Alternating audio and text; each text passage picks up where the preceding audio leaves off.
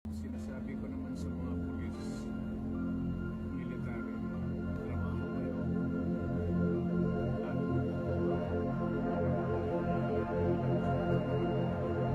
Asawa na talaga ang maging Pilipino sa bayang lugar ng pinakamaduming politiko. Hindi mo alam kung sino ang tunay na kalaban. Yung pangulong gumawa ng tama ba ang parusahan o dapat kayong inaabuso ang kapangyarihan? Mga sakim at magnanakaw sa kaban ng bayan, ginagawang mangmangang lahat ng mamamayan. Sunod-sunuran na sa ibang lahi, tama pa ba yan? Meron bang naging pangulong hindi pa nakakasuhan? Pag natapos na ang termino, laging may kasalanan. Di ba wala kasi sa Pilipinas lang ganon ang nagparanas lang ng pagbabago. Si Tatay Digong kasalanan ng iba, pero siya lamang ang umako. Para sa mga pulis, tinupad niya kanyang pangako. Gawin niyo ang trabaho niyo, siya ang mananagot. Hanggang sa huli ay pinagtanggol niya pa rin kayo. Pagmamahal niya sa bayan, bukod tanging totoo, siya lang may malasakit sa bansa na naging pangulo. Katahimikan ang gusto para lang ligtas kayo. Pag may mga adik na namatay, siya sisisihin nyo. Yung kaisa-isang dapat kakampi nating mahihina, ipinagkalulong sa ibang lahi ng ating kapwa.